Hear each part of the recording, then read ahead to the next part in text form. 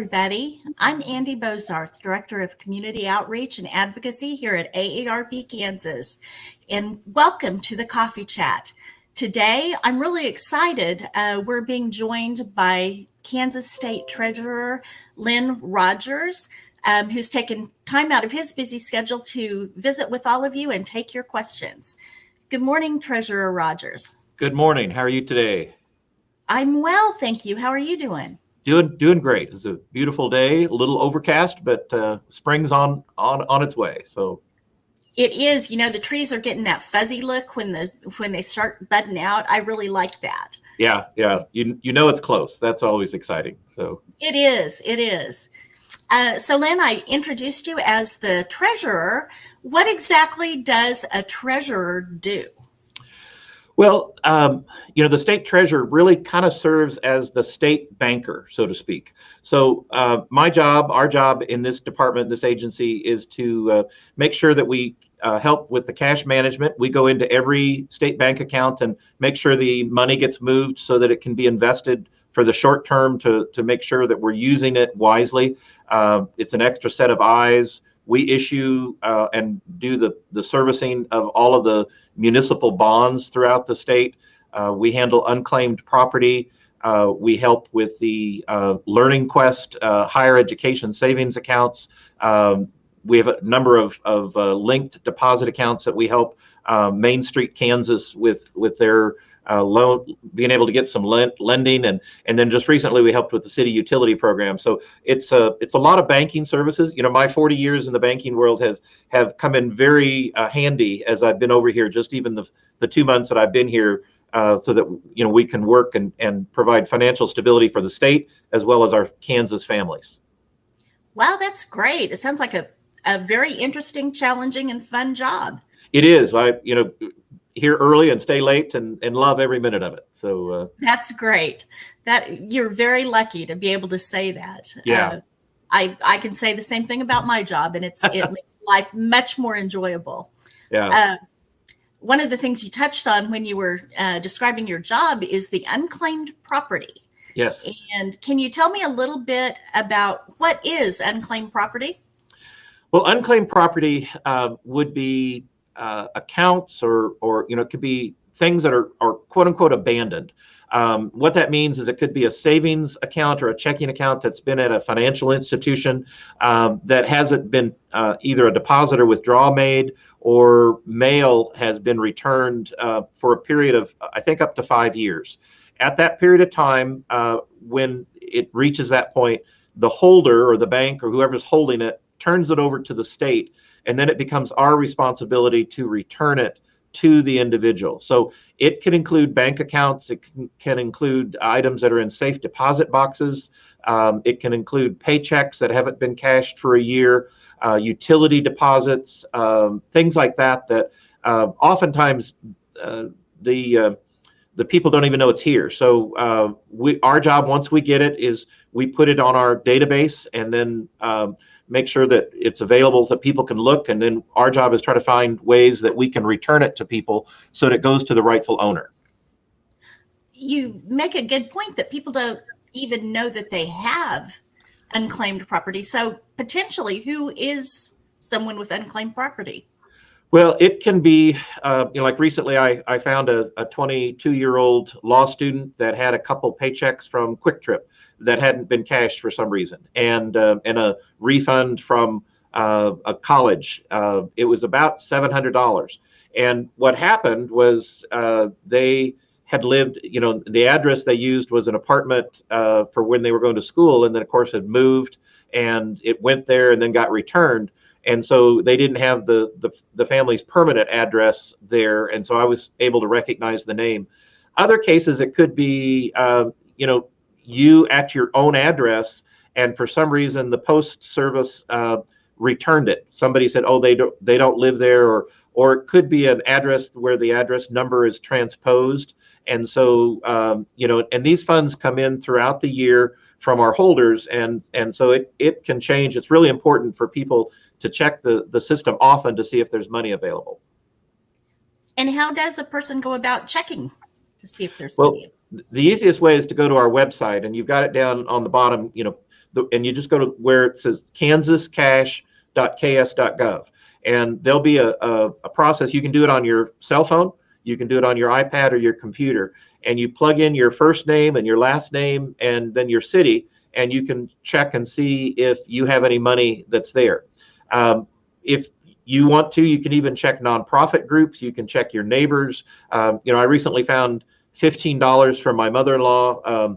I didn't get a lot of credit for it, but we got it returned to her. It wasn't here; it was in another state. But and you may even want to check it without a city if you've moved to different places throughout the state.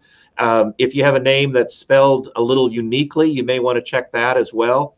But that website would let you look several different ways to see what's there. You check under maiden names. You could check under businesses that you had run or had done something with. Recently, we saw somebody that had gotten a refund for a utility deposit that they moved offices, and so they didn't. After 18 months, you don't have a forwarding address, and so it got returned over to us. So there's a lot of opportunities. Lynn, we have a question from the audience. The question is, how far back can you go to claim property? You can go back. I think our oldest holding is like 1979, but you can actually go back a couple, several generations. So if one of our staff persons found a great grandparent had money with us. Now, the estate issues sometimes take a little bit more work because you have to, provide either proof of death, and it could be as simple as a copy of an obituary. If it's a larger amount, we may need to have notaries or other copies, those kinds of things. But that's when our staff steps in and helps people. So if you see something that's a generation or two back and those estates have been settled, oftentimes we just need copies from the probate court that say these are the heirs. And then what we'll do is issue checks to each and every one of those heirs.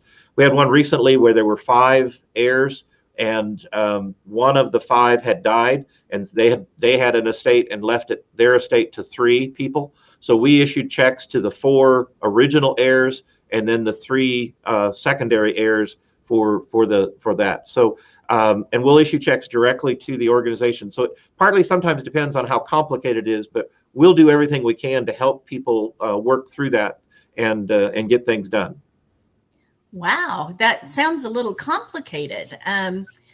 Does your staff work with people around that, or how does that work? Yes, what they'll do, if you look at the website and find something, you can email directly and say, I think this is mine. If it's depending on the dollar amount, a lot of times what they'll do is just call you and ask you what is the social security number, and if those match, we have an outside service that also helps us match names and phone numbers and things like that together, and then they'll turn around and process it and get it back to you. If it's something that's a little bit more complicated, they'll lay out what needs to be done, and oftentimes they'll put together a packet of information that they'll send you, and if there's a particular form that we need to have signed or notarized, they'll give you instructions on how to do that. But they'll walk you through, step by step. The other thing that they can do too is if they see that tax ID number on any other account, maybe you've only recognized one, they'll look at that as well. Recently we returned $22,000 to the city of Wichita, and that came in under 10 or 12 different names. City of Wichita, Wichita City, COW, City of Wichita, with one of their locations. And our staff were able to, locate. Originally, we thought it was around 12,000, and they were able to find other accounts that brought it to the 22,000. So I mean, we hold money for government agencies, for cities, for counties, for higher education. And again, we just ask people to check it often enough. And I like to go into the system myself and see if I recognize names, and we're doing a number of calls, and so we'll do that. And if I recognize somebody that I know, I'll text them and say, hey, we're holding some money for you. You need to go to this website, and they normally do. So it's kind of fun. That's great. I really appreciate that your staff is diligent about making sure that the money belongs to the people who are claiming it. Yeah, that's wonderful. Yeah, we'll even match names with sometimes with the Department of Revenue or some of the other state agencies, and if we see matches with Social Security numbers and names, we'll send out a packet to them and say, hey, we're holding money here. We'd like to get this back to you. Our philosophy, my philosophy, is really it's not the state of Kansas's money. It's the Kansans' money, and it much better in your bank account than in ours. So you don't get many bankers to say that, by the way, but no, you don't. Now, speaking of money in my account and not yours, does it cost a person anything to go out and do a search to see if they have any money? Oh, that's a great question. No, it doesn't. Our service and working with people, there's no cost to you. Now, you will occasionally have somebody either email you or possibly text you and say they'll do it for you for a fee, but you don't have to do that. And oftentimes their data isn't, we don't share our data with those kinds of companies. So they just go in and do exactly the same thing that you do. And so that there isn't a fee for that for really any state treasurer, and my counterparts in the other 49 states and then the other territories, we don't charge fees for that. So that's part of our service in that regard. And we don't use tax dollars to fund that. It is funded through unclaimed property and the earnings from that. And so we want to make sure it gets back to people as much as we can. That's great. And for those of you who are just joining Coffee Chat this morning, I'm Andy Bozarth, Director of Outreach and Advocacy at AARP Kansas, and I'm joined by the State Treasurer, Lynn Rogers. And we're talking about unclaimed property in the state of Kansas. So if you have any questions, please put those into the chat, and I know Lynn will be happy to answer those for you. And we do have a question about how long does it usually take to receive unclaimed property after you've identified that it belongs to the person? Again, based on the dollar amount, if it's a simple under a couple $100, we can probably have it out to them in 24 to 48 hours. We also can, send it to their bank account by ACH or an actual check. If it's a little bit more complicated, it might take a little bit more time. But again, we have a full number of staff. That's their job, is to get it out to you and try to move things along as fast as we can. Usually the biggest delay is when we send the packets out, people will let it sit there and think about it for a little while. I came across a person the other day and they said, yeah, I know it's there. And, it's just not a high priority. And, that always makes me kind of raise my eyebrows, because I think, I'd rather have it in my account than theirs. So I wouldn't understand that, but it's interesting. Now, you keep referring to a packet. What is in this packet that you send to people? Typically, it's an application that they're signifying that it's them. If it's a certain dollar amount, we'll need to have their signature notarized so that we know it's them. They'll also, in some cases, provide us their banking information so that they give us their checking account number and what bank they're banking with, so that we can deposit it directly to them. And then if there's some estate issues, oftentimes there will be a form that they've got to fill out for that as well, that they're either the executor or the heirs to an estate. So depending on the type of thing, also depending on how it comes into us, if it's a joint account, if it comes into us and says, like my wife's name is Chris, if it comes in as Lynn and Chris, then both signatures would be required. If it says Lynn or Chris, then only one of the two would be required, just like it would be at the bank itself for how you do that. So we do have to follow the ownership in terms of how it's reported to us.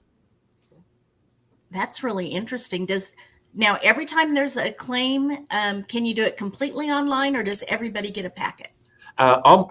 We do a lot. We were one of the leaders in the nation to do online applications and payments, and so I haven't seen a percentage, but we do a large number of our smaller transactions all online. There are some at a larger amount, and then when we match names with the Department of Revenue or somewhere else, those will be packets as well, because we're the ones initiating them out to people. Again, if it's a $29 one, they could probably go online and do it just as fast. They wouldn't have to send the packet in, but again, we're trying to push requests out as well as receive those that are in. And we take almost 1 million inquiries, both by the internet or phone each and every year. So when people plug their name in, that's an inquiry. And so we have a very robust system that lets us do a lot of those things. Wow, that's a lot of incoming inquiries. So can you tell me a little bit about unclaimed property? What would be like the average amount that you pay out that somebody can find? Our average amount is usually around $200. Everybody wants to hope that their names there connected to $1 million account, but they range. We have amounts as low as $1, and we've had figures as high as $750,000. So they range pretty far and wide. There are transactions in the $29,000 to $50,000. It really varies, but the average is about $200. So that's still, I wouldn't sneeze at getting $200. Yeah, exactly. Particularly, it's found money. It's you're not expecting it. So yes. Well, for those of you who are just joining us, I'm Andy Bozarth, Director of Outreach and Advocacy at AARP Kansas, and I'm joined by Kansas State Treasurer Lynn Rogers, and we are talking about unclaimed property. So if you have any questions you'd like to ask Mr. Rogers, put them into the chat box, and I'm sure he will be happy to answer those for you. We were talking, and you would talk about the importance of the unclaimed property, and why is it more important than ever to make sure that people are getting their unclaimed property? Well, I think particularly with COVID, there's a number of folks that are struggling with employment and struggling to pay their bills. We too have had people reach out to us because we have folks that answer the phone for Department of Labor and unemployment. We usually pass that on to that department, but we'll also check at the same time if they have unclaimed property. So we think that having this money back in a community will be much more beneficial than here. Yesterday, yesterday I can't remember. They rolled together. We spoke with the Rotary Club in Ness City, and there's about 900 people just in that little town that has over $100,000. And if you think about having $100,000, total brought back into a community of that size, that now some would go to savings, but some would go to purchasing products and services, and it keeps our economy going. So that's really what we see as one of the great benefits of this. Is not only does it help somebody in their personal financial situation. Even a $20 payment would help buy a tank of gas or something of that nature, but it also helps in the community at large. Yes, that's a really good point. And that's a lot of money for a small town. It is. Is there anything unique or interesting you've ever found in unclaimed property? Well, there have been, I was telling you about the one that was a $750,000. That was a large chunk of stock for a company. And it was an older parents. For some reason, it wasn't in their family trust. And so the two sons had no clue that it even existed. And when we found them and returned it to them, that it was really life-changing for them. It made a big difference. For others, it's interesting to hear the stories of what people are going to do with it. The trips they're going to take or the things that they're going to purchase. It also, we get things from safe deposit boxes. And I think the saddest part of that is when we sometimes find heirlooms and family, things that are important to family, and the family hasn't told somebody that they have this safe deposit box. And so I do encourage people to make sure that you let your loved ones know where you have these things so that they can be returned and kept in the family. But other times, they've been gold coins or different things. We inventory all of that. We hold it for, a period of time before we do sell it ultimately if we can't find the owner, and then put that money in an account. People can still claim the funding down the road, but the actual items then are sold at some point in time. So. Oh, that would be sad. So yeah. I really encourage everybody who is listening to go out and what's that website again that we kansascash.ks.gov. So the word Kansas, the word cash.ks.gov. So it's a great place to look for something that belongs to you. So we have a couple comments in the chat box. We have, well, wow, good to know. Good information you're putting out there. And nice to hear about the range of items that are considered unclaimed property. Yeah. So we are almost at the end of our time. Is there any last piece of advice you'd give our listeners today? Well, I would encourage people to check our website. But if you haven't lived in Kansas your whole life, make sure that you check other states as well. And you can usually just go into unclaimed property, state treasurer of whatever state, and look it up. Now, remember sometimes the first one or two websites would be somebody that would be wanting to charge you money for that. So you want to go down and find the official website for that state treasurer, just like ours. You want to go to kansascash.ks.gov and go to the official, so you don't charge any fees to you. So that's great. Remember, it is free to do the search and to get your unclaimed property, and you can go to kansascash.ks.gov. Well, thank you, Treasurer Rogers. I appreciate your time today, and I hope actually, we will be talking about saving for educations next week. So join us again next week on Coffee Chat, when we will be talking about ways you can save for education. That'd be great. I'm looking forward to it. So thank you. See you then. All right. Bye-bye.